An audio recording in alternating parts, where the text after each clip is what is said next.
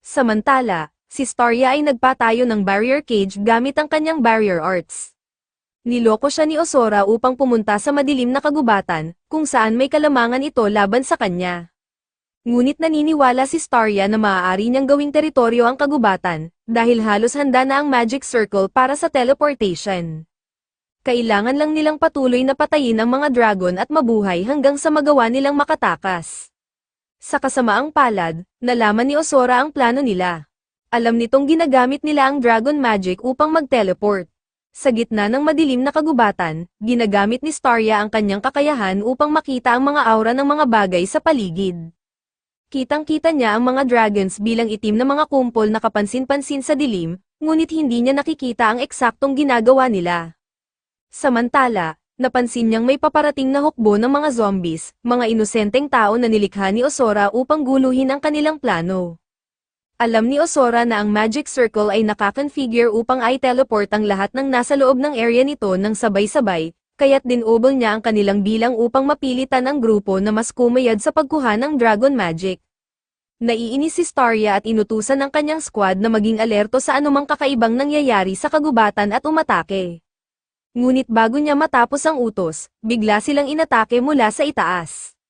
Sa kabutihang palad, nagawa niyang harangin ito gamit ang isang barrier, ngunit maraming bihasang low at mid-level dragons ang nagsimulang gumamit ng mga espesyal na atake mula sa kanilang superior creators. Ang mga dragon na ito ay kasing lakas ng mga superior dragons, at mayroong 40 ganito. Sinubukan ni Starya na kontrolin ang sitwasyon at gabayan ang kanyang squad sa pakikipaglaban, ngunit napakahirap ng laban. Habang ito'y nangyayari, pinapanood ni Osora ang dragon magic na unti-unting iniipon ng teleportation team sa engraving circle. Napansin niyang ang bilog ay umaabot sa 2 kilometro, sobrang laki para sa isang bansang tulad ng Le. Nagsimula siyang maghinala kung sino pa ang posibleng sangkot. Naalala niya si Nebula, ang babaeng nakita niyang malapit kay Ragna noong nakaraang araw. Ginamit nito ang isang mas makapangyarihang barrier magic kaysa sa kanya, kaya't iniisip niyang maaaring kasama ito sa plano. Sa kabila nito, kumpiyansa si Osora na kaya nilang manalo. Ngunit nag-aalala pa rin siya tungkol sa ilang bagay na maaaring magdulot ng pagkatalo, partikular na kung makuha nila si Starya. Iniisip niyang kung mawalan ng pag-asa si Starya, maaaring ay teleport nito ang sarili nito ng mag-isa. Upang maiwasan ito, kailangang makuha ni Osora ang kontrol sa magic circle sa base. Samantala, nahihirapan si Ike sa depensa ng base, biglang nawala ang kanyang frontline soldiers nang hindi niya makita kung paano ito nangyari. Alam niyang ang dragon na kalaban nila ang may kagagawan. Bigla itong dumating at winasak ang barrier, na nagresulta sa pagkamatay ng maraming sundalo. Habang papalapit ang dragon, inutusan ni Ike ang kanyang squad na umatras habang pinoprotektahan sila ng firing squad. Ang kalaban nila ay isang mature dragon na may kakayahang gumamit ng magic. Sinabi noon ni Crimson na kung si Ultima ay kayang kontrolin ang oras, posible ring may mga mature dragons na may parehong kakayahan. Habang naghahanda si Ike sa laban, binuksan ng firing squad ang kanilang mga baril, ngunit biglang pinigilan ng dragon ang oras. Pagkatapos, naglabas ito ng napakalakas na energy burst na pumatay sa mas maraming sundalo at nagpabagsak kay Ike. Napagtanto niyang wala siyang magagawa dahil hindi niya kayang harangan ng isang atake na nagmumula sa labas ng kanyang realidad. Napuno ng motibasyon si Ike at kinuha ang kanyang mga espada, tumatakbo patungo sa dragon. Iniisip niya na baka may kahinaan ito, tulad ng limitasyon sa kakayahan nitong mag-stop time o isang cool-off period. Ano man iyon, kailangan niyang kumilos habang normal pa ang oras. Inatake siya ng dragon gamit ang isa pang energy burst, ngunit nagawa niyang dumpensa at sugatan ito sa balikat.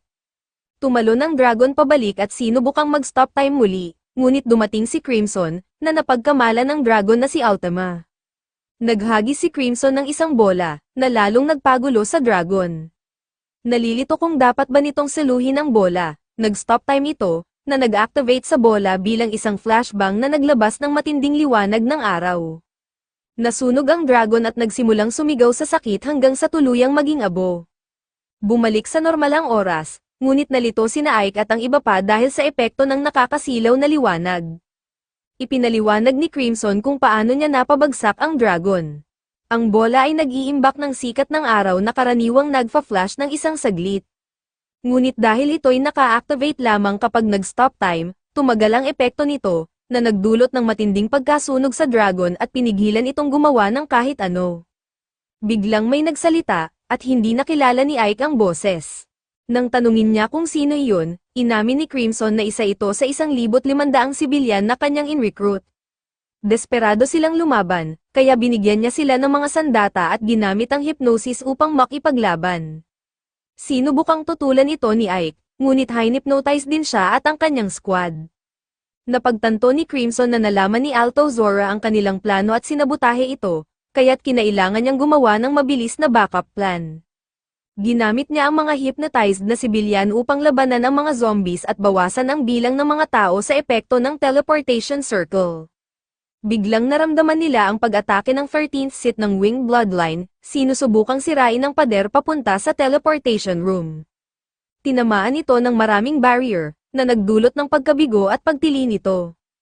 Ang sigaw nito ay ikinainis ni Fu, na nasa malapit at sinusubukang matulog. Nag-alok ang 13th Sith ng kapayapaan kapalit ng pagdala sa kanya sa Magic Circle para sa isang mapayapang kamatayan. Ngunit wala si Fu sa mood para makipag-usap, gusto lang niyang eklap ang dragon ng mas maaga pa. Bago magsimula ang laban, ipinaliwanag ni Fu na ang dugo ng median at mature dragons ay may 100 beses na mas maraming magic para sa teleportation. Sinabi niyang ang 13th Sith ay magiging mahalagang karagdagan sa kanilang plano. Nang dumating ang pagkakataon, ginamit niya ang lakas ng kanyang non-human arm, tinalo ang dragon, at inabsorb ang lahat ng magic nito.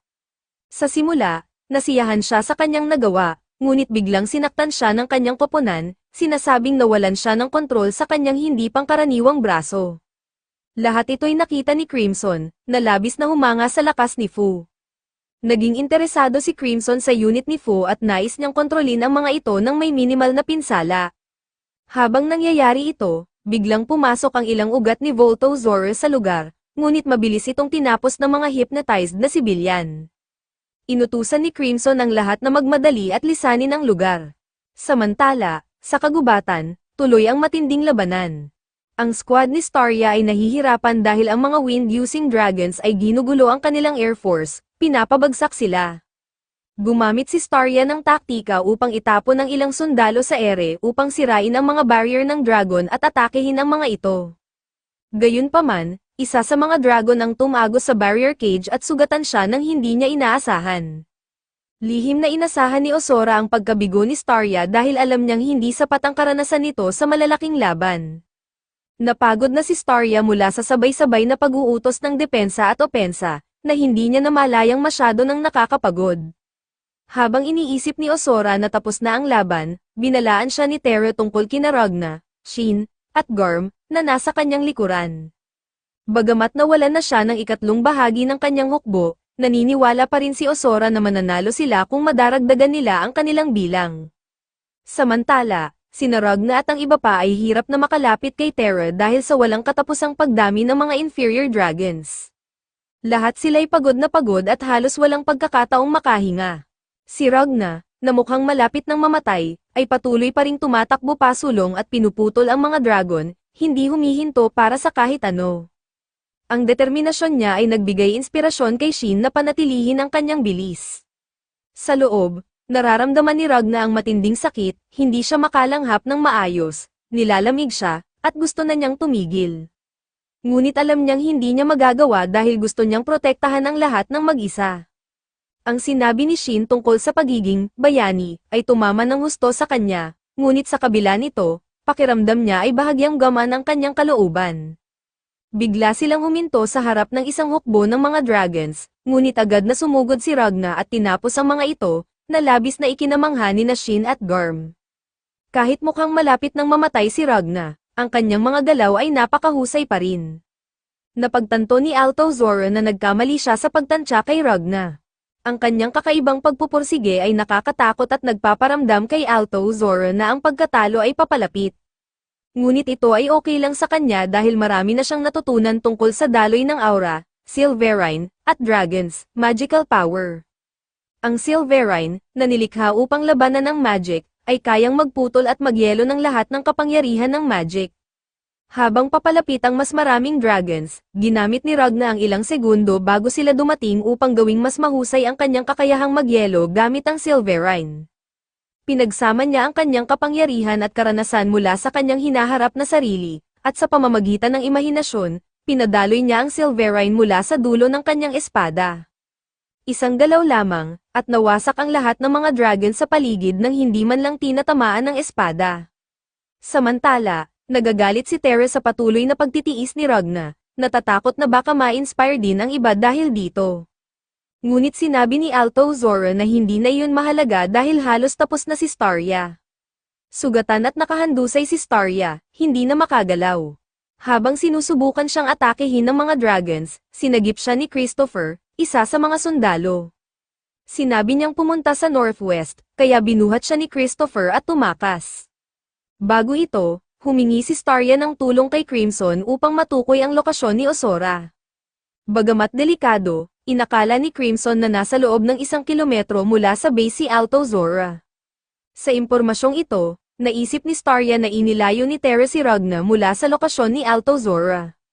Sinabi rin ni Crimson na kayang magpalago ni Ozora ng mga mata sa paligid niya upang makita ang mga bagay hanggang 2 kilometro ang layo, kaya't siguradong nasa lugar siya na may pinakamalawak na tanaw sa base.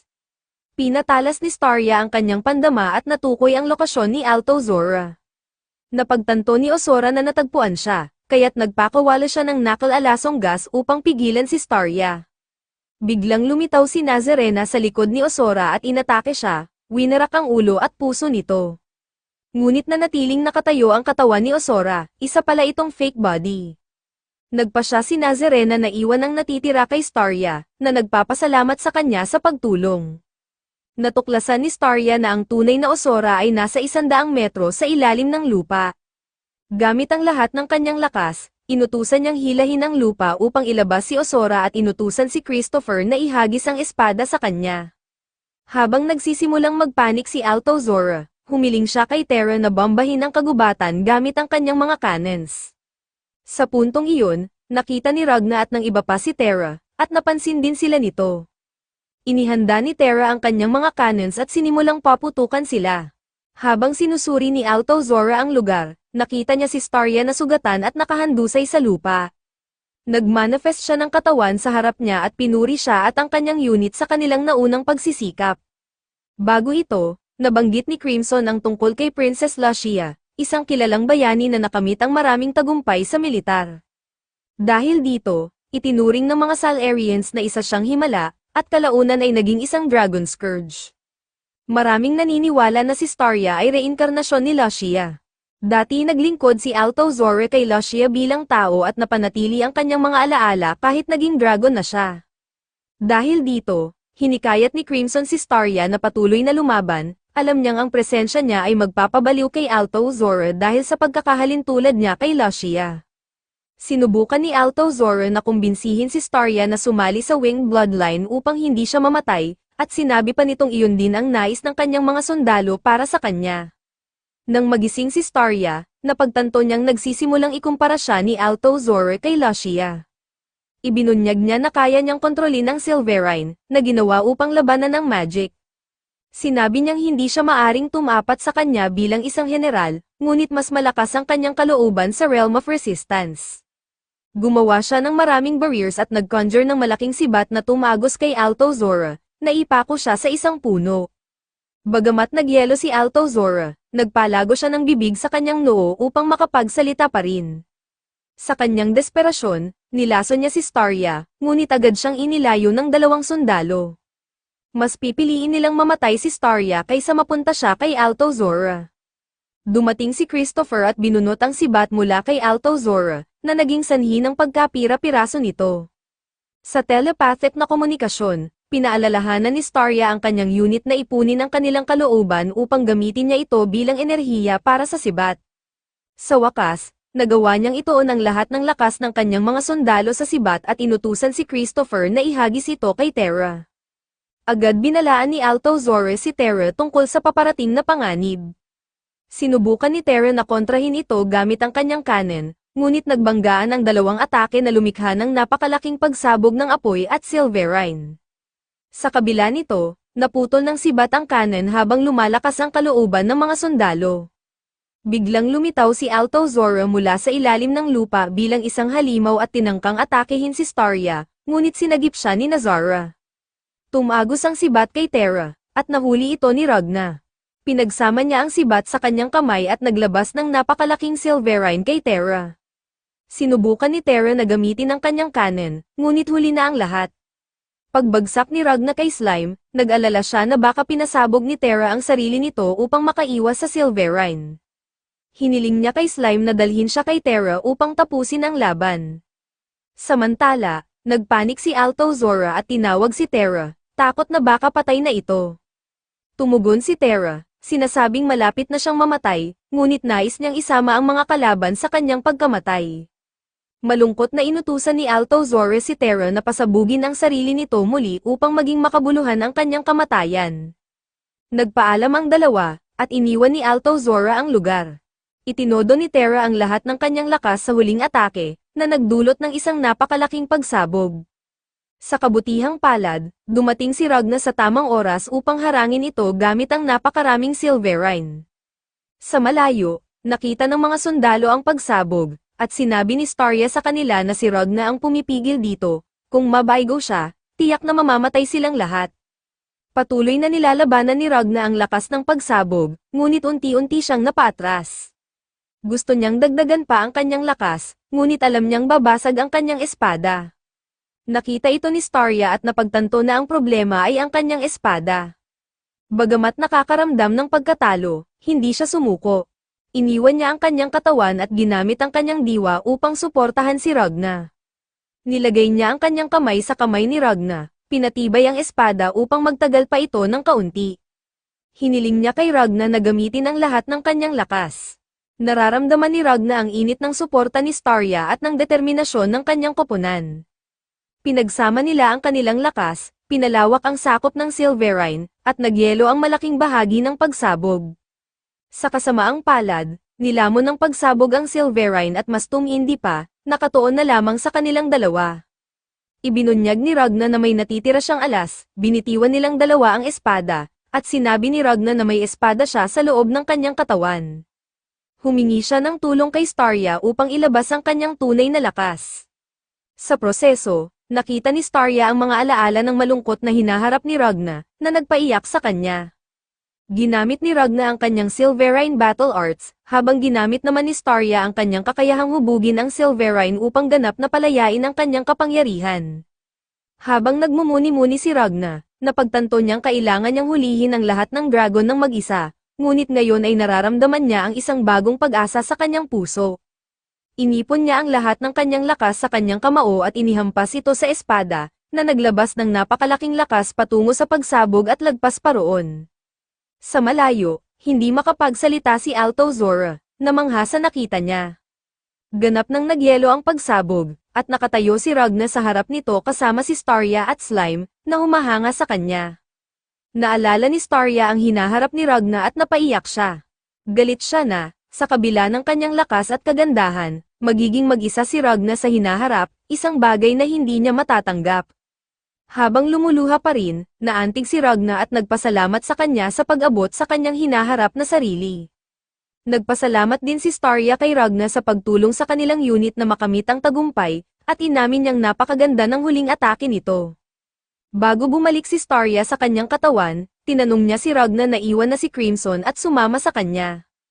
Sinabi niyang hindi niya hahayaang magkaroon si Ragna ng ganoong kalungkot na hinaharap, at kahit anong mangyari, hindi niya tatanggapin ang pagtanggi nito. Pagkatapos, bumalik siya sa kanyang katawan, handang harapin si Ragna matapos ang teleportation. Naiwan si Ragna na namangha sa kagandahan ni Starya at nagpasalamat ulit sa kanya sa kanilang pagsasamang nabuo sa laban. Bumagsak siya sa lupa, pagod ngunit kontento, samantala, nagising si Starya sa kanyang katawan.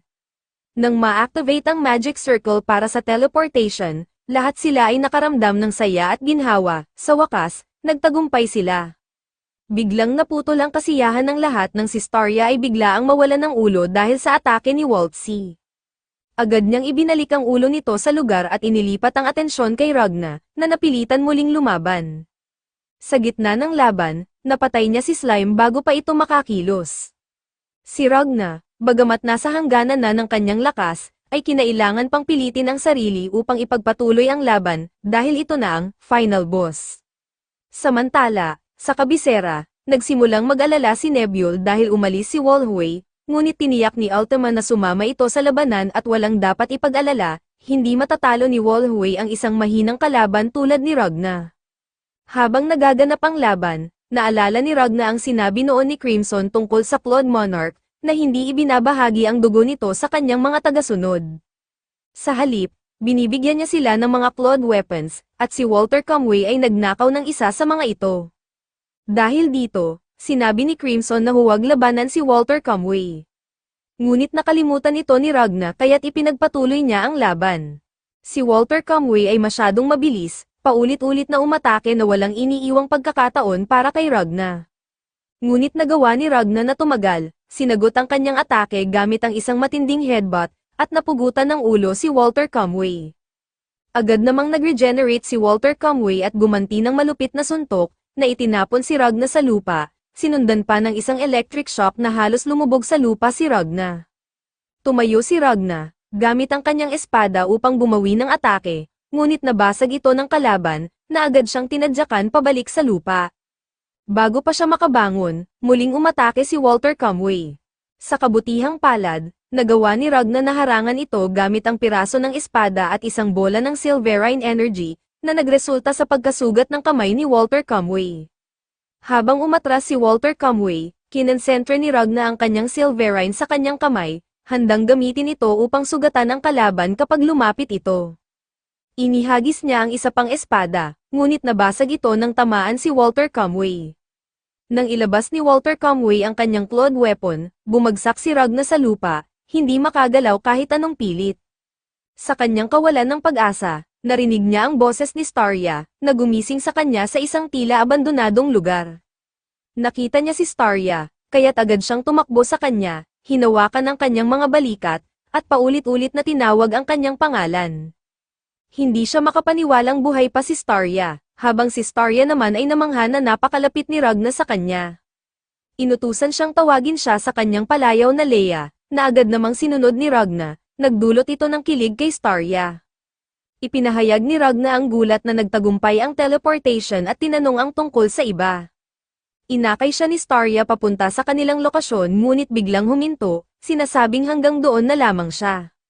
May iba siyang kailangang gawin, ang magpanday ng espada na matagal na niyang pinapangarap, ang Silver Comet Sword. Hindi pa malinaw kung paano ito magiging ganap, ngunit sa langit, isang Silver Comet ang dumaan. Habang ipinaliwanag ni Starya ang tungkol sa Silver Comet na dumaan noon at naging pinagmulan ng lahat ng Silverine, sinabi niyang nais niyang lumikha ng isang espada na karapat-dapat para kay Ragna. Biglang gumuho ang lupa sa ilalim ni Ragna, dahilan upang mahulog siya. Habang siya'y bumabagsak, ipinahayag ni Starya ang kagustuhan niyang muling makita siya.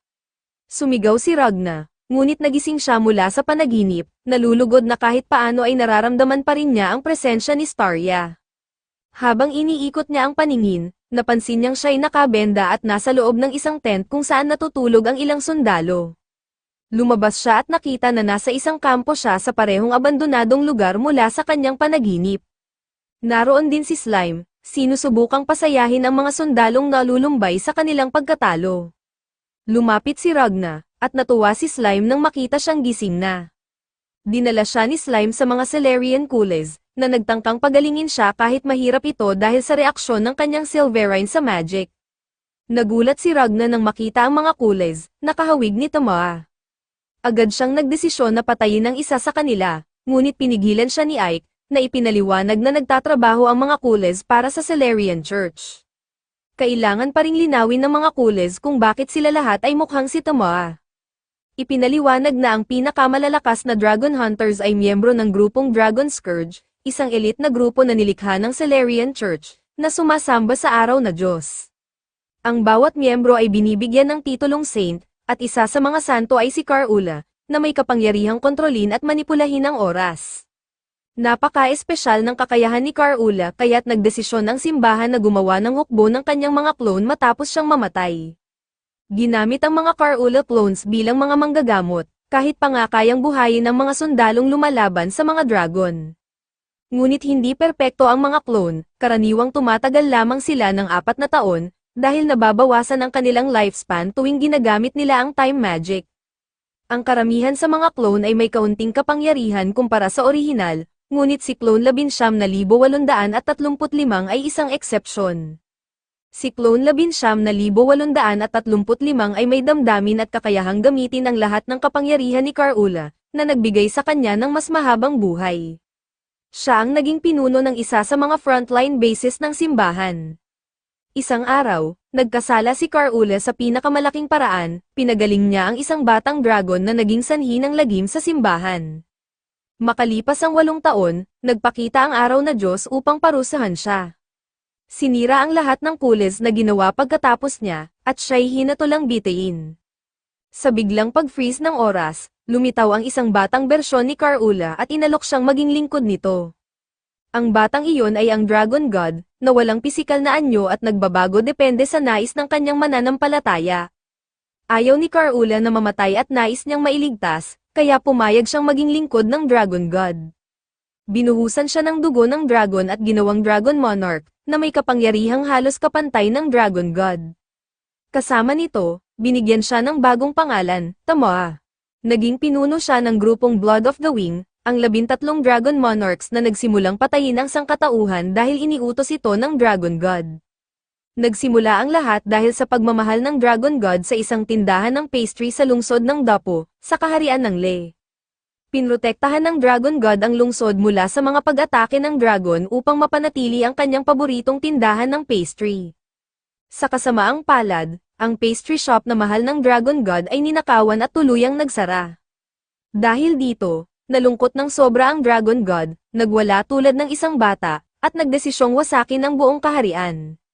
Matapos ipaliwanag ng mga kules kung bakit kahawig nila si Ultima, hiniling nila kay Ragna na maging isang Dragon Scourge upang matulungan ang mga refugee. Tumanggi si Ragna kahit pa nangako sila ng magagandang benepisyo. Dahil dito, tumanggi rin silang tulungan ang mga refugee, dahil nabigo si Starya na maging Dragon Scourge, at ayaw ni Ragna na pumalit sa kanyang lugar. Habang nag-iisip si Ragna, napansin niya ang isang liwanag mula sa isang abandonadong gusali, si Chimera iyon, na nagbibigay ng signal para pumunta siya roon. Tinanong niya ang pangunahing Carula kung bakit hindi tinutulungan ng simbahan ang mga refugee. Ipinaliwanag nito na tumutulong lamang sila sa mga karapat-dapat maging Dragon Scourge, dahil ang mga ito'y itinuturing na himala ng Diyos. Nabigo si Starya, ngunit hindi si Ragna, kaya't iyon daw ang kalooban ng Diyos. Nagalit si Ragna at sinuntok ang mesa, sinabi niyang kung tunay na makapangyarihan ng Diyos, bakit hindi niya personal na patayin ang mga dragon? Ipinangako niya na papatayin niya si Tomoa kapalit ng pagtanggap ng simbahan sa mga refugee. Dinala ni Ragna si Slime at pumunta sa abandonadong gusali upang makita si Crimson. Sa Globe Chamber, tuluyang pinagaling siya ni Crimson, na naayos na rin ang chamber dahil sa kakayahan nitong mag-self-repair. Dagdag pa, wala nang magawa si Crimson nitong nakalipas na 2 araw, kaya naayos niya ito at na-reconnect sa kanyang base sa buwan. Nang makarating sila sa base, sinabi ni Ragna na buhay pa si Starya, na hindi pinaniniwalaan ni Crimson. Para kay Crimson, kung pinugutan si Starya, ibig sabihin ay patay na siya. Ngunit ipinaliwanag ni Ragna na noong dulo ng laban, naramdaman niyang konektado pa rin sila sa pamamagitan ng kanilang aura. Bukod dito, ibinalik ni Walter Comway ang ulo ni Starya sa katawan nito, na parang magnet, at kinuha pa niya ang buong katawan nito, isang bagay na hindi niya kailangang gawin kung ulo lang ang mahalaga. Sa kabila ng paliwanag, hindi pa rin kumbinsido si Crimson. Sinabi ni Ragna na gusto niyang ipaalam sa mga sundalo na buhay pa si Starya at gusto niya siyang makita muli. Humiling siya ng tulong kay Crimson, ngunit tumanggi ito. Ipinaliwanag ni Crimson na hindi sila handa na labanan ang mga dragon ngayon, lalo na dahil may time control magic at si Walter Comway sa panig ng mga ito. Wala silang elemento ng sorpresa na kinakailangan upang matalo ang kontrol sa oras. Iminungkahi ni Ragna na siya na ang bahala kay Walter Comway habang si Crimson ang haharap kay Tomoa.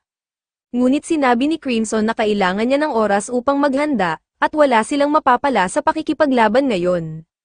Sinabi ni Ragna na si Starya mismo ang benepisyo, siya'y isang kamanghamanghang tao na kailangan nila upang talunin ang mga dragon. Nagulat si Crimson, iniisip na nasa panig niya si Ragna, hindi ni Starya. Pinaalalahanan niya si Ragna tungkol sa kanilang pangako at sinabing hindi niya kayang mawala siya ngayon. Tiniyak ni Ragna na hindi siya mamamatay dahil hindi siya namamatay. Para kay Crimson, iyon ay swerte lamang, ngunit natawa si Ragna. Kung ganoon, titigilan na niya ang pag-asa sa swerte. Habang iniisip ni Ragna ang mga alaala niya kasama ang unit, napagtanto niya kung bakit nais niyang lumaban ngayon, para mailigtas ang lahat at magkasamang tumawa muli. Hindi na niya hiningi ang tulong ni Crimson, ngunit nakiusap siyang buksan ang pintuan pabalik sa lupa. Napagtanto ni Crimson na nagkamali siya, si Ragna ay hindi na lamang basta isang makapangyarihang tao na kaya niyang kontrolin. Wala na siyang magagawa tungkol dito, binuksan ni Crimson ang pintuan pabalik sa lupa ngunit binalaan si Ragna na pagsisisihan niya ito. Habang papalapit si Ragna upang buksan ang pinto, bigla siyang nakaramdam ng pagkahilo at bumagsak sa sahig. Tumalab ang lason na ininom niya noong una silang nagkita, na nilikha upang umaksyon kapag sinubukan niyang iwan si Crimson. Labis ang pagkadismaya ni Crimson, tinawag siyang isang, walang silbing kasangkapan. Sinabi niya na ang tanging mahalaga sa kanya ay ang Silverine Battle Arts ni Ragna, na maaari niyang kopyahin sa iba. Dagdag pa, maaari niyang manipulahin ang utak ni Ragna at gawing zombie, na ani ay magiging, nakakatawa. Sa kasamaang palad para kay Crimson, biglang nagising si Ragna. Ikinagulat niya dahil sinabi ni Crimson na dapat ay patay na siya. Inamin ni Crimson na hindi rin niya maintindihan kung bakit buhay pa si Ragna, dahil ginamit niya ang AI-powered gene-destroying nanomachines na dapat ay pumatay sa kanya. Kahit pa si Ragna ay kalahating espada, dapat ay patay na rin siya. Sa galit, sinuntok ni Ragna si Crimson sa ulo, na tumalsik sa pader. Humingi ng tawad si Ragna sa paglabag sa kanilang pangako, ngunit sinabi niyang wala ng epekto sa kanya ang mga salita ni Crimson. Sinubukang salakayin ni Chimera si Ragna mula sa likod, ngunit agad niya itong napigilan. Nais malaman ni Ragna kung nasaan ang puso ni Crimson. Naalala niya na noong una niyang nakilala si Crimson sa hinaharap, pinatay niya ito ngunit wala siyang nakitang puso sa katawan nito. Ayon kay Ragna, iyon ang dahilan kung bakit walang emosyon ang mga salita ni Crimson. Ipinaliwanag niya na ang unit ni Starya ay patuloy na gumagalaw dahil handa silang ilagay ang kanilang mga buhay sa panganib para sa bawat isa. Ngunit si Crimson, puro plano lamang, sinabi ni Ragna na kahit mababa ang kanilang tsansa, hindi ito zero. Kung hindi handa si Crimson sa hamon ngayon, paano nito wawasakin ang lahat ng bloodlines? Nawalan ng sagot si Crimson, at muling nag-transform si Chimera upang atakehin si Ragna. Pinatigil siya ni Crimson, at sinabing gawin ni Ragna ang gusto niya. Umalis si Ragna, at natulog na lamang si Crimson. Bumalik si Ragna sa kampo at nakita niyang mas gamaan ang pakiramdam ng mga sundalo. Napagtanto nilang buhay pa si Starya dahil ang silver prosthetic arm ni Christopher ay gumagalaw pa rin, na posible lamang dahil sa kakayahan ni Starya na manipulahin ang Silverine. Nais nilang iligtas si Starya, at sasama si Ragna sa kanila. Samantala, nasa kabisera si Starya kasama si Walter Comway. Buhay pa siya, ngunit nang magising siya, litong-lito siya. Ipinaliwanag ni Walter na ang ulo ay maaaring muling kumonekta kung agad itong ibinalik matapos pugutin. Gayunpaman, mayroon siyang poison mark sa kanyang leeg, na maa-activate at papatay sa kanya kung susubukan ni Ragna at ng kanyang unit na iligtas siya. Ang markang iyon ay iniwan ni Ulto Zora, na nagiging mapait dahil sa pagkawala ni Terra. Biglang nagyelo mula sa loob ang braso ni Walter Comway, mabilis na kumalat sa kanyang katawan at pinilit siyang mag-regenerate. Nangyayari ito mula pa sa laban nila ni Ragna, salamat sa mga sugat na iniwan ni Ragna. Isa pa itong dahilan kung bakit buhay pa si Starya, nais ni Walter na muling lumaban kay Ragna, ngunit sa kanyang pinakamahusay na anyo, at kailangan niya si Starya upang tumulong dito. Ipinaalala ni Starya na mamamatay siya kapag dumating si Ragna. Kinumpirma ni Walter na alam niya iyon, kaya gusto niyang lumikha si Starya ng isang espada para kay Ragna na kayang tumapat sa kanyang claw. Nagpasya si Starya na magmadali sa paggawa ng espada upang hindi siya mamatay ng may pagsisisi. Samantala, si Crimson ay nasa kama, nalulumbay, habang sinusuri niya ang sitwasyon sa kabisera gamit ang satellite, napansin niyang tila nagmamadali ang mga dragon. Naisip niyang ito'y dahil hindi magamit ni Ultima ang kanyang time control magic sa ngayon, kaya't ito ang perpektong oras para umatake. Tinipon niya ang kanyang mga lingkod at naghanda para sa labanan kasama sina Ragna at ang unit ni Starya. Umalis sina Ragna at ang unit sa tulong ni Fu at ng mga Kulez. Pagdating nila sa kabisera, biglang nag-activate ang marka sa leeg ni Starya at sinakaw siya. Dito nalaman ni Walter Comway na naroroon na ang kalaban. Ang mga sundalo ay nagsimulang bumaba sa lupa at napansin nilang hindi sumisikat ang araw dahil sa barrier ni Nebula. Napansin din sila ni Borgias at sinimulan ang pag-atake. Si Walter Comway naman ay naghihintay kay Ragna, sinabihan si Ragna ng mga sundalo na magpunta na kay Walter, kaya't agad siyang umalis. Samantala, naramdaman ni Nebula ang isa pang presensya ngunit hindi niya matukoy kung saan ito nanggagaling. Dumating si Crimson gamit ang kanyang teleportation room, na nakalutang sa itaas ng barrier. Napansin niyang hindi pa rin nag-stop time ang mga dragon, kahit ito sana ang kanilang pinakamalaking kalamangan. Kinumpirma nitong hindi na nila magamit ang kanilang time control magic, kaya't nag-deploy siya ng higanteng robot ni Golem gamit ang spatial connection. Nagpanik si Nebula dahil hindi niya inaasahan ang interference at tinawag si Borgias upang harapin ang makina. Napansin ni Ragna na dumating si Crimson, gaya ng kanyang inaasahan, habang patungo siya kay Walter. Pagdating niya, nakita niya si Starya na nasa bingit ng kamatayan, habang naghihintay si Walter Comway. Tumakbo siya papunta kay Starya, at nagdesisyon si Walter na umatras upang bigyan sila ng pagkakataong magpaalam. Kinalong ni Ragna si Starya at nakita ang malubhang kalagayan nito habang kumakalat ang lason sa kanyang katawan. Dumating siya para sa kanya, tulad ng ipinangako, ngunit ano ang magagawa niya para sa isang taong malapit ng mamatay? Kung subukan niyang i-freeze ang lason, baka pati siya'y magyelo. Naalala niyang maaaring matulungan siya ng Celerian o ni Crimson, ngunit wala ng oras. Ipinakita ni Starya ang espada na ginawa niya para kay Ragna, sabay sabing kunin na ito. Kinuha ito ni Ragna at naalala ang Silver Comet mula sa kanyang panaginip. Humingi ng paumanhin si Starya dahil hindi niya nagawang lumikha ng mas mahusay na espada kaysa dito, kaya't hindi niya natupad ang kanyang pangako. Pinagsisisihan niya ang pagiging hindi sapat, dahil hindi matatalo ni Ragna ang clone ni Walter Comway gamit ang espadang ito. Habang malakas na umuubo at lumuluha, nararamdaman na ni Starya ang kanyang nalalapit na wakas. Sinabi niyang sa susunod, gagawa siya ng isang mas makapangyarihang espada na karapat-dapat kay Ragna. Ngunit alam nilang wala nang susunod para sa kanya. Naging balisa at galit si Ragna, gusto niyang pareho silang mabuhay at magtawanan muli, ngunit kung hindi mangyayari iyon, gusto niyang panoorin siya ni Starya habang lumalaban. Nangako siyang gagamitin ang espada na ito upang talunin si Walter Comway. Kahit hindi siya makita ni Starya, magningning siya ng husto upang wala itong ibang magawa kundi makita siya. Dumating si Nazarena at kinuha si Starya, pinapayagan si Ragna na harapin si Walter. Kung mamatay si Starya, malulungkot si Ragna, ngunit magpapasalamat din siya na nakilala niya ito. Kaya't sinabi niya na dapat panoorin siya ni Starya hanggang sa wakas, dahil mula ngayon, magiging mas malakas siya kaysa sa kanyang hinaharap na sarili. Bumaba si Walter Comway, at agad na inutusan siya ni Ragna na mag-transform na bilang dragon. Ngunit nais ni Walter na ituloy muna ang kanilang laban mula sa dati at ipakita ang kanyang claw. Ang claw ay may kakayahang magbago ng anyo upang umangkop sa gumagamit nito. Nang hawakan niya ito, naging lightning claw ito, mabilis na lumawak at nag-transform sa bilis ng kidlat. Ipinakita niya ang kakayahan nito sa pamamagitan ng pagpapalabas ng malalakas na electrical shockwaves na sumire sa lupa. Hindi ito inintindi ni Ragna, gusto lamang niyang mag-transform si Walter Comway bilang dragon ng mas mabilis upang matapos na ang laban.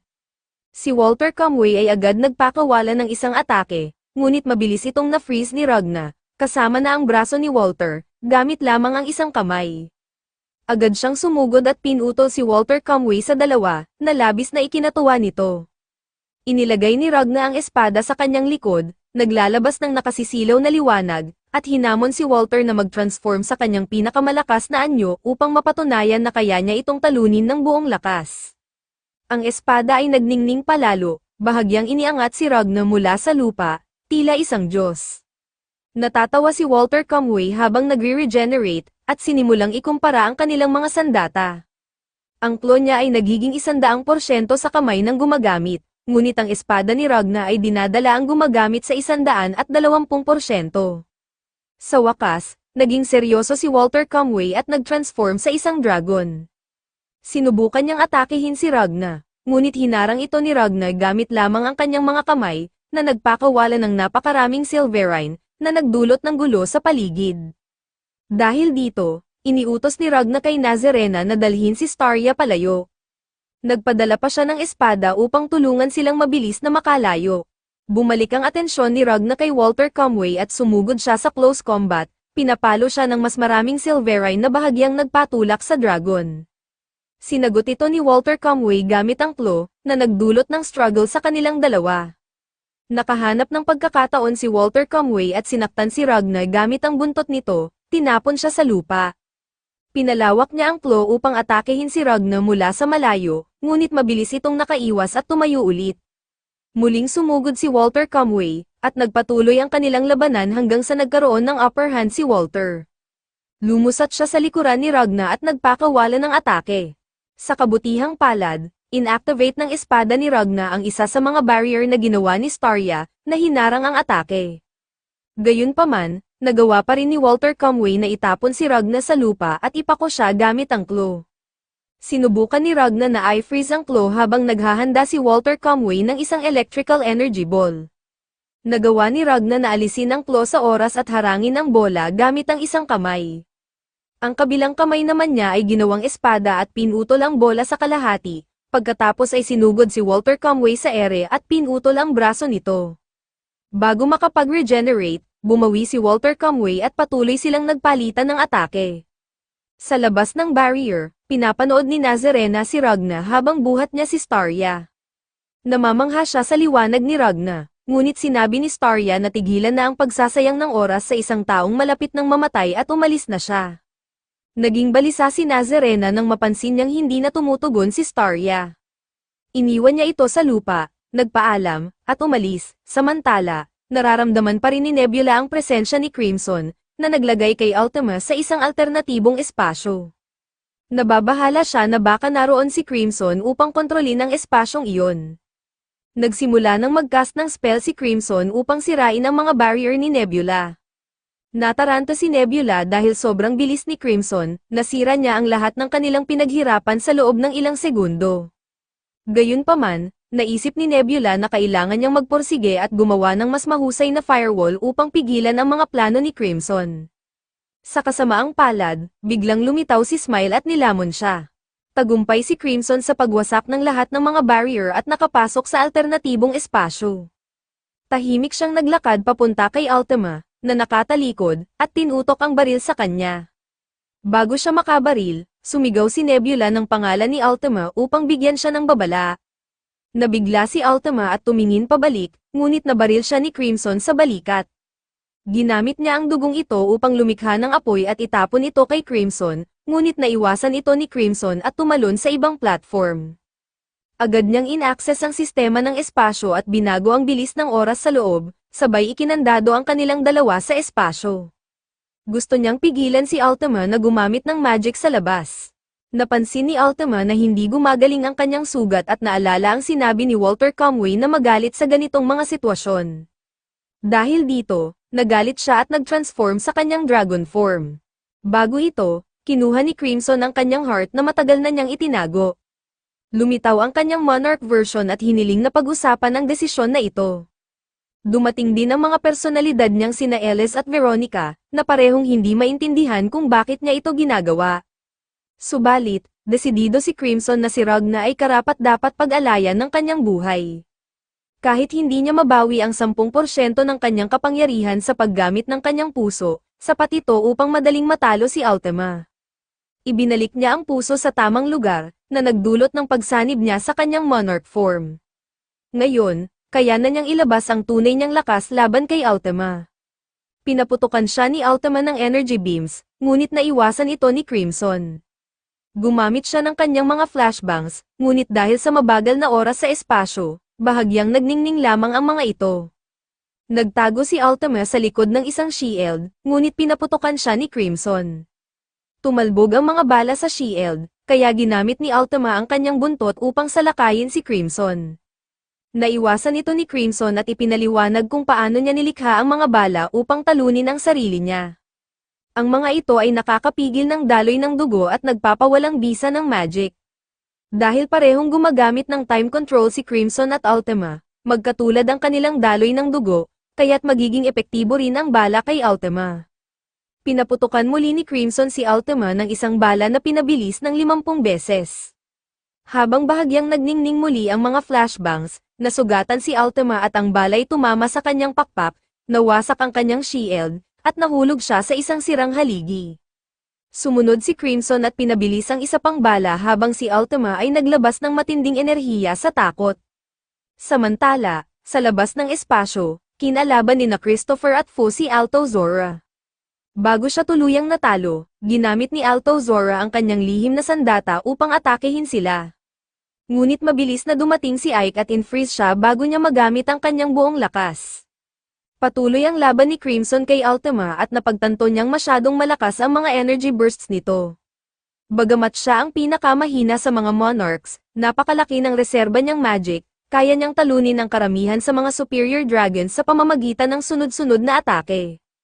Ginagawa niya ito ngayon kay Crimson, dahilan upang mahirapan itong makalapit. Gumamit si Crimson ng Psychic Assault upang patahimikin ang espasyo, palakasin ang kanyang boses, at pahirapan si Ultima. Hindi niya iniisip na tulad si Ultima ni Carula, kaya't sinusubukan itong maging isang halimaw, upang maramdaman niyang espesyal siya. Tinawag niya itong isang clone, na labis na ikinagulat ni Ultima. Ininsulto rin ni Crimson ang Dragon God, sinabing nagwasak ito ng isang kaharian dahil lamang sa isang cake shop, na ani ay napakabata ng ugali. Inilarawan niya ito kung paano rin ito nakikita ni Ultima, isang batang Carula, katulad ng kanyang mga kapatid na namatay dahil sa kanya. Nagsimulang magpanik si Ultima at inalala ang kanyang mga nagawa sa nakaraan. Nais lang niyang maging mabait at hindi pumili kung sino ang ililigtas, ngunit sa totoo'y nais lang niyang iligtas ang sarili niya. Samantala, si Borgies ay galit na galit sa pagkamatay ni Nebula. Pumasok siya sa silid kung saan nilalantakan pa rin ni Slime ang katawan nito. Pinulbos niya si Slime kasama ang gusali, na nag-iwan ng kalansay ni Nebula. Labis siyang nasaktan ngunit naalala niyang ang pinakamahalaga ay protektahan si Ultima. Matapos magluksa, nagawa niyang wasakin ang mga pader ng alternatibong espasyo. Tamang-tama ito nang si Crimson ay handa ng barilin si Ultima, na umiiyak na sa takot. Tinawag siya ni Borgies upang tumakas sa butas na ginawa niya sa pader. Sinubukang tumakas ni Ultima, ngunit hinabol siya ni Crimson.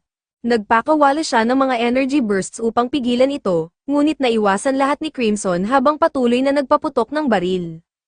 Sa labas, si Chimera ay hindi nakaligtas, ngunit ang buntot niyang ahas, si Snake, ay nabuhay pa. Nagpalit ng lugar si Snake at nagmanifest sa kanyang anyong tao. Agad naramdaman ni Borgies ang presensya niya, at labis na nagulat sa pagtataksil nito sa Dragon God. Sa galit, pinakawalan ni Borgies ang isang napakalaking magic slash, ngunit hindi ito tumama kay Snake. Gumanti si Snake gamit ang isang napakalakas na teknik na tinawag na World Collapse, na nagdulot ng pagsabog sa loob ni Borgies. Wasak din ang lahat sa daan nito, kasama na ang alternatibong espasyo at ang barrier ni Nebula. Nasugatan sina Ultima at Crimson, at pareho silang tumilapon sa lupa. Nagpaumanhin si Snake kay Crimson bago bumagsak sa lupa at mamatay mula sa sariling teknik. Nawala ang barrier, kaya't sumikat ang araw at sinunog si Borgies. Habang nagliliyab, tinawag niya si Walter Comway upang protektahan si Ultima, dahil siya na lang ang natitira. Ngunit dumating si Ike at tuluyang pinugutan si Borgies. Ang natitirang unit ay tumakbo papunta kay Ultima, nasugatan at nakahandusay sa lupa. Samantala, si Walter Comway ay patuloy na nakikipaglaban kay Ragna. Bagamat mas mabilis si Walter, nahihirapan siyang makakuha ng kalamangan sa laban. Ginagawa ni Ragna ang lahat, umaatake, nagtatanggol, at umiilag sa bawat galaw ni Walter Comway. Ginamit ni Walter ang kanyang claw upang atakehin siya mula sa lahat ng direksyon, baluktutin ito ayon sa kanyang kagustuhan, ngunit mabilis na umiilag si Ragna bago mag-counterattack. Naharang ni Walter ang kanyang atake, ngunit nanganganib na magyelo ang kanyang claw. Habang patuloy niyang hinarang ang mga atake, napagtanto niyang unti-unting nalalampasan siya ni Ragna. Biglang pinutol ni Ragna ang kanyang mga binti at buntot, dahilan upang mabitawan ni Walter ang kanyang claw. Hindi tumigil si Ragna, pinalakas pa niya ang kanyang Silverine at inatake si Walter gamit ang Hunting Flash. Napilitan si Walter na maglabas ng buong lakas, kinuha ulit ang kanyang claw, at sinagot ang atake ni Ragna. Sa parehong oras, tumayo si Ultima habang dumarating sina Ike at ang iba pa. Sinubukan niyang ipagtanggol ang sarili ngunit nasaksak siya sa ulo ni Nazarena, dahilan upang mapasigaw siya sa sakit at magpakawala ng sunod-sunod na energy bursts. Ang mga ito ay tumama sa maraming sundalo at napilitan ding umatras si Nazarena. Samantala, ginamit ni Walter Comway ang kanyang makapangyarihang Lightning God Battle Arts, na nagdulot ng pagtaas ng gravity at pinabagsak lahat, kasama si Ultima. Nagulat si Ragna nang makita itong nag-transform si Walter at nagsanib sa kanyang claw. Ang kanyang mga braso ay naging mga espada, at si Ragna ay naghandang lumaban gamit ang sarili niyang arm blade. Ngunit masyadong matalim at mabilis si Walter Comway, naputol niya ang espada ni Ragna bago pa nito ma-realize ang nangyari. Sa sobrang bilis, hindi mahulaan ni Ragna ang kanyang mga atake at hindi rin makapag-counterattack. Sa kabila nito, nagawa ni Ragna na makapagsuntok, ngunit agad siyang tinamaan ng tuhod sa sikmura. Ang tuhod ni Walter ay naging kasing talam ng claw, at tinuhog siya. Sa isang mabilis na galaw, pinugutan ni Walter Comway si Ragna habang pinalalakas ang kuryente sa lupa. Samantala, si Crimson, na nawawalan na ng maraming dugo mula sa kanyang sugat, ay narinig si Slime na gumagala at naghahanap ng pagkain. Tinawag niya ito, kasama ang isang babae mula sa unit ni Starya. Biglang nagkaroon ng napakalaking pagsabog mula sa atake ni Walter, at ang shockwave nito ay nagpalipad ng lahat sa paligid. Ang ulo ni Ragna ay tumilapon habang si Walter ay naghahangad ng makita ang Clawed Monarch. Sa tuktok ng kanyang lakas, nais niyang hanapin ito, pati ang Dragon God, at talunin silang dalawa. Ngunit ginulat siya ni Ragna nang muling maglabas ng napakalaking Hunting Flash, na nagtulak kay Walter sa kailaliman ng lupa. Sa kabila nito, nabasag ang sariling espada ni Ragna mula sa matinding lakas ng kanyang atake. Ibinalik ni Ragna ang kanyang ulo sa katawan at ginamit ang Silverine upang pagalingin ang sarili. Bagamat nasa matinding sakit, tumanggi siyang hayaan si Walter Comway na gawin ang gusto nito. Gumapang si Tama patungo kay Walter, ngunit sinigawan siya nitong huwag makialam. Habang naghanda si Ragna, mabilis na sumugod si Walter, ginamit ang kanyang pinakamakapangyarihang anyo, na kayang durugin maging ang araw, ngunit bago pa siya makalapit, pinakawalan ni Ragna ang isang perfected Hunting Flash, mas mabilis pa sa tunog at kidlat, na 2 beses siyang pinutol, nagdulot ng napakalawak na pagsabog, at ganap na nagpawi kay Walter. Sa huling sandali ni Walter, naisip niya kung paano niya ninakaw ang lahat ng kapangyarihan ngunit hindi maunawaan ang kay Ragna, kaya't hindi niya ito manako. Tinapon niya ang kanyang claw kay Ragna, ngunit hinarang ito ng espada bago siya bumagsak. Nasaksihan ni Ultima ang lahat, hindi makapaniwala sa pagkawala ni Walter, kaya naglabas siya ng napakalakas na magic, nagpahinto ng oras, at nagkaroon ng pag-asang may rewind ang lahat upang maibalik ang mga nawala. Ngunit bago niya magawa, binaril siya ng babae mula sa unit ni Starya gamit ang baril ni Crimson. Lumuhad ang babae sa pagsisisi, ngunit namatay si Ultima sa lupa. Samantala, inilok muli ni Crimson ang kanyang puso, iniwan ang anyo niyang Monarch, at ibinalik ang kanyang katawan sa normal. Tahimik ang battlefield, puno ng mga bangkay ng sundalo, habang nakaupo si Ragna, hawak ang natitirang piraso ng kanyang espada. Sa kanyang bisyon, nakita niya ang hinaharap na sarili na nagtanong kung siya'y nagsisisi. Sumagot si Ragna na hindi, dahil hindi siya magtatagumpay ng walang tulong ng iba. Malungkot siya ngunit determinado, matitiis niya ang kalungkutan, ngunit hindi titigil sa pagpatay ng mga dragon kahit mag-isa. Nagising siya mula sa bisyon at natagpuan ang sarili sa isang pod. Dinala siya ni Crimson at Gollum sa isang silid kung saan natutulog si Starya. Ipinaliwanag ni Crimson na ganap nang gumaling si Starya mula sa lason ni Ultima Zora gamit ang lunas na ibinigay ni Ultima bago siya pinatay ni Ike, ngunit nasa coma pa rin siya. Lumapit si Ragna sa kama ni Starya, masayang buhay pa siya. Habang naalala ang pangakong gagawa siya ng espada para sa kanya, umiyak si Ragna, Naniniwalang gigising din si Starya balang araw, matapos ipunin ang piraso ng kanyang espada at isuot ang kanyang balabal, umalis siya upang simulan ang susunod na misyon, ang paghahanap sa susunod na bloodline ng mga dragon.